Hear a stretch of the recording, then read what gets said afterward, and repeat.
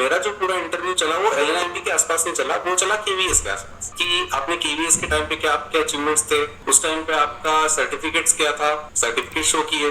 कुछ क्वेश्चंस ऐसे थे जिसको आंसर करते वक्त मैंने केवीएस का जो कल्चर था वो भी बता दिया, क्योंकि 12 साल अगर मैंने केवीएस में निकाले और अगर 6-7 साल में as an sports person KVS में रहा हूं तो मुझे सारा स्ट्रक्चर पता हो चुका होगा एज एन स्टूडेंट, कैसे स्कॉटिंग ड्यूटीज होती है, कंपटीशन का स्ट्रक्चर क्या होता है कि पहले रीजनल होते हैं, फिर नेशनल्स होते हैं, वहां से एसजीएफआई के लिए सिलेक्शंस होते हैं। तो ये स्ट्रक्चर बीइंग स्टूडेंट मुझे पता था। आपका भी अपना कुछ स्ट्रॉन्ग पॉइंट होगा, बनाना पड़ेगा, तो वो उस तरह से जो पर्सन बैठे हैं, जो पैनल बैठा, उसको मुझे कन्वे करना है। तो ये चीज मैंने कन्वे की। फॉर एग्जाम्पल अगर मैं आपको बताऊं कि एक क्वेश्चन मुझसे पूछा गया था कि कुछ टाइम पहले आप केवीएस के एक स्टूडेंट थे, आज आप केवीएस में रिक्रूटमेंट के लिए आए, हो सकता है आने वाले टाइम में एज एन एम्प्लॉय काम करेंगे, तो आपके माइंडसेट में क्या डिफरेंस आप पाते हैं कि एज एन स्टूडेंट पहले कुछ और था और आज एज एन टीचर कुछ और है, क्या माइंडसेट में आपका चेंज है? ये सिंपल क्वेश्चन है, थोड़ा साइकोलॉजी बेस्ड क्वेश्चन था। इसको आंसर करने में मैंने जो आंसर किया वो तो किया, बट उसको आंसर करते वक्त मैंने केवीएस के जो मैं स्ट्रक्चर की बात कर रहा हूँ कि स्पॉटिंग ड्यूटी लगाई जाती है, non physical education teachers spotting duty में जाते हैं, इस चीज को मैंने हाईलाइट कर दिया अपने आंसर। तो सामने जो पैनल था उसको दो चीजें समझ में आई। एक तो क्या कि मेरे माइंडसेट का जो क्वेश्चन था उसका आंसर उनको मिला।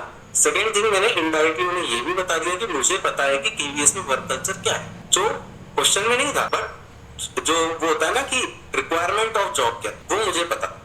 तो अगर आपने वो कन्वे कर दिया तो इंटरव्यू टीम को स्ट्रक्चर पता है कि अच्छा इस जॉब में आने के बाद ये करना, मतलब हम पहले से तैयार है कि नेचर ऑफ जॉब क्या है वो आइडेंटिफाई करना है और उसको उसकी रिक्वायरमेंट क्या है, बेसिक जो स्किल रिक्वायरमेंट क्या है वो आपको प्रिपेयर करना है। ऑब्वियस चीज है ना, यही होगा। ये कुछ चीजों के बारे में बात हुई है। उसके बाद कॉम्पिटिशन्स कौन से खेले हैं आपने, आगे यूनिवर्सिटी लेवल पे कौन से कॉम्पिटिशन्स आपने खेले, इन चीजों के बारे में बात हुई है। और टीचिंग मेथोडोलॉजी डेफिनेटली इस पे काम करना होगा। केवीएस हमारा टाइम पे जो इंटरव्यूज हुए थे, बहुत सारे लोगों से बोर्ड टीचिंग करवाई थी, कई बार नहीं करवाते, बट उस टाइम पे उस पर्टिकुलर ईयर में काफी बोर्ड टीचिंग हुई थी, मुझसे खुद करवाई थी। बोर्ड टीचिंग की कुछ स्किल्स होती हैं, कुछ की पॉइंट्स होते हैं जो ध्यान रखना होता है, कुछ बोर्ड एटिकेट्स होते हैं कि आपको कहाँ से स्टार्ट करना है, इंट्रोडक्शन कैसे देना है, जो टॉपिक है मेन टॉपिक उसको कैसे करना है, इंट्रोडक्टरी पार्ट में आप कितना रहेंगे। कभी भी आपको पूरा लेसन लेने के लिए नहीं बोला जाएगा कि आप पूरा लेसन, मतलब आप सोच के जाएंगे कि मैं 15 मिनट का लेसन लूंगा, आपको शायद 2 से 3 मिनट में बिठा भी चुके होंगे। आपको जब वो बिठाने के लिए बोल रहे हैं, वापस बुला रहे हैं, तो आपको बोर्ड पे जो आपने कंटेंट लिखा हुआ है उसको रब करना है, इन चीजों पे ध्यान देना पड़ेगा।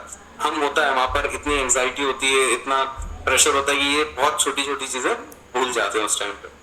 तो नॉर्मल जो इंटरव्यू रूम एटिकेट्स होते हैं वो मेंटेन करना होगा उस टाइम पे। तो डेफिनेटली आप क्वेश्चन पूछेंगे उसके पहले मैं बता देता हूँ, सर ने बहुत अच्छी चीज ये की है, ये जो बुक्स वाली बात है ना, जो नई न्यू एनसीईआरटी बुक्स जो लॉन्च हो रही है, ये पिछले 1 से 2 साल का मेजर चेंज है। अगर इसके बारे में आपको नहीं पता और वहां क्वेश्चन, मैं बोल रहा हूँ कि आप अगर 20 लोग इंटरव्यू देने जा रहे हैं, 19 लोगों से मान लीजिए वो क्वेश्चन नहीं पूछा गया, पर जिस एक पर्सन से पूछ लिया उसने अगर ना बोल दिया कि मुझे इस बुक के बारे में, उस करिकुलम के बारे में नहीं पता, वो बहुत गंदा लगता है कि आपको ये बहुत बेसिक चीज नहीं पता है जो बहुत मेजर है। आपसे एनसीएफ के बारे में पूछ लिया जाएगा, आपसे एनईपी के बारे में पूछ लिया जाएगा, ये बहुत बेसिक चीजें वैसे नॉर्मली नहीं पूछा जाएगा, बट अगर पूछ लिया गलती से और आपने ना कर दिया तो ये बहुत गलत इम्पैक्ट जाएगा। तो इसको तो हमें स्ट्रॉन्ग हिंट बना के ही चलना है। इसको मैं तो बोलता हूँ कि ये बुक्स ना बहुत इजीली अवेलेबल है ऑनलाइन। आप एनसीईआरटी की वेबसाइट पे ज्यादा कुछ नहीं करना है, एक बार उसके इंडेक्स पेजेस को देख लीजिए कि कंटेंट है क्या उस बुक में। आपको एक अलग, मैं बोल रहा हूँ कि क्वेश्चन चाहे ना ही पूछा जाए, बट इंटरव्यू रूम में जाने के पहले जो आपका नॉलेज है वो बढ़ जाएगा और इस नॉलेज के बढ़ने से कॉन्फिडेंस बड़ा अच्छा आता है। अभी स्ट्रक्चर जो चल रहा है, क्लास 3 to 5 खेल योगा करके एक बुक आ रही है बच्चों की, आप उसको एक बार देखिए। क्लास 6 to 8 की बुक का नाम है खेल यात्रा, उसको देखिए। क्लास 9 to 12 जो है वो केवीएस में भी 2 करिकुलम फॉलो हो रहे हैं, एक फिजिकल एजुकेशन फॉलो हो रहा है, एक पीईटी फॉलो हो रहा है, फिजिकल एक्टिविटी ट्रेनर। ये दोनों चीज, क्योंकि कई सारे जो मेरे खुद के कलीग्स हैं, सीनियर्स हैं, जूनियर्स हैं, कई सारे स्कूलों में पीएटी वाला सिलेबस फॉलो हो रहा है, कई सारे स्कूल में फिजिकल एजुकेशन वाला सिलेबस फॉलो हो रहा है, फिजिकल एंड हेल्थ एजुकेशन करके। तो वो दोनों चीजों को देखना पड़ेगा। मैं बोल रहा हूँ पूरा इन डेप्थ जाने की जरूरत नहीं है, बस ऑल्दो उसको बाहर से आप एक बार रीड आउट कर लीजिए कि आपको उसके बारे में नॉलेज है, एक बेसिक नॉलेज है, आप उसमें जीरो नहीं है एटलीस्ट। जैसे अभी आपसे एक क्वेश्चन पूछा जाएगा कि बताइए क्लास 6 to 8 में कोई नई बुक चल रही है, क्या है उसका नाम, क्या है उसका कंटेंट, तो अभी तो हम जीरो है ना। बट अगर एक बार मैं उसको देखूंगा तो आप एटलीस्ट उस बुक का नाम बता पाएंगे। तो इससे आपको इन डेप्थ नहीं पूछने वाला है, बट एटलीस्ट आपको उसका एक ओवरव्यू पता है। तो ये है, अभी आपको शायद आंसर मिल गया। क्लास 3 to 5 जो बुक है वो खेल योगा है, क्लास 6 to 8 वो खेल यात्रा है, और बाकी आगे फिजिकल एजुकेशन, मतलब 2 सब्जेक्ट चल रहे हैं, पीएटी और फिजिकल एजुकेशन।